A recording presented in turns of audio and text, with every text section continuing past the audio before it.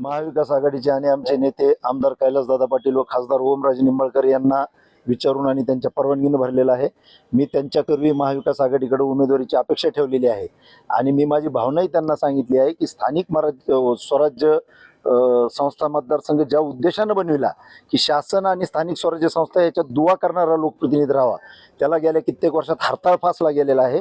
एकही निवडून गेलेल्या या मतदारसंघातल्या माणसानं त्यानं सभागृहात विधान भवनात विचारलेल्या प्रश्नापैकी 25% सुद्धा प्रश्न स्थानिक स्वराज्य संस्थेशी निगडीत नाहीत।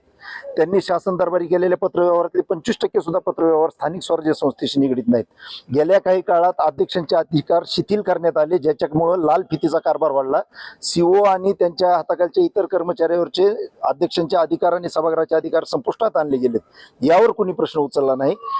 विषय समित्या ह्या 1960च्या दशकातल्या, त्यांना अधिकार फक्त 20,000च्या खर्चाचा निर्णय घ्यायचा, ज्याच्यात आता एका गल्लीतली फवारणी सुद्धा होत नाही, त्याच्यात वाढ करणं अपेक्षित होतं। बरं, त्या निर्णयाला काय अर्थ नाही, अध्यक्षाच्या सहीशिवाय ते प्रोसिडर्स होत नाही, म्हणजे शेवटी अध्यक्षाकडे जाणं ते कमिटीला काय अर्थ आहे? अधिकार कमी केले। त्याचबरोबर 25 मार्च 2025च्या JR नुसार अतिक्रमण गोरगरिबांचे नियमित करण्याचा ठराव आहे। 2011च्या आधीची त्यांनी पुरावे द्यायचे। क वर्ग नगरपालिकेच्या ग्रामीण भागात कुणीही त्यांना लाईट कनेक्शन, नळ कनेक्शन देत नाही, म्हणजे पुरावे नाहीत। तर केंद्र सरकारच्या योजनेतनं दिलेले त्यांना शौचालय आहेत, तो सुद्धा एक निकष धरायला पाहिजे होता, ते धरला नाही। आणि या प्रश्नावर आजपर्यंत कोणत्याही स्थानिक स्वराज्य संस्थेच्या आमदारानं जाब विचारलेला नाही, ही दुःखाची बात आहे। मी गेल्या 20 वर्षापासून स्थानिक स्वराज्य संस्थेचा पदाधिकारी आहे, लोकप्रतिनिधी आहे, आणि मला याच्यातल्या समस्या आणि वेदना माहीत आहेत।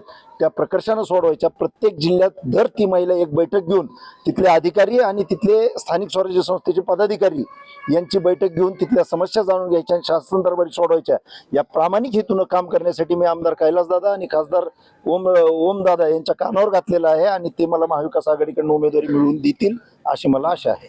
तुम्ही महाविकास आघाडी होईल ना, तोपर्यंत आपण फॉर्म भरलेला आहे। आमदार साहेब आणि खासदार साहेब त्यांच्यावर बोलतील, जो काही निर्णय येईल तो आम्हाला मान्य आहे। पण यापुढे जाऊन माझी महाविकास आघाडीवर महायुतीला सुद्धा विनंती आहे, स्थानिक स्वराज्य संस्थेच्या लोकप्रतिनिधीनं कसं काम करावं याचा आदर्श पायंडा घालण्यासाठी मी तनमन धनानं समर्पण करायला तयार आहे। या सगळ्याच पक्षांनी मला पाठिंबा द्यावी अशी माझी अपेक्षा आहे। संख्याबळाचं गणित तसंच होणार जुळेल ना। आता काय आहे, गेल्या काही दिवसात लोकांना ही सवय लागलेली आहे की 2-4 पैसे खर्च करून निवडून यायचं आणि त्या भलत्याच विषयावर पुन्हा राजकारण करायचं।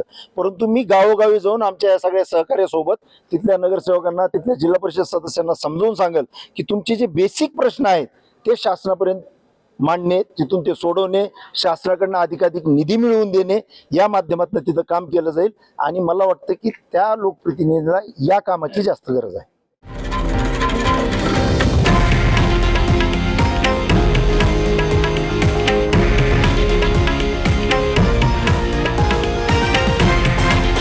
हे आहे देशातील नंबर 1 न्यूज नेटवर्क आणि आपण पाहत आहात TV9 मराठी, एकमेव।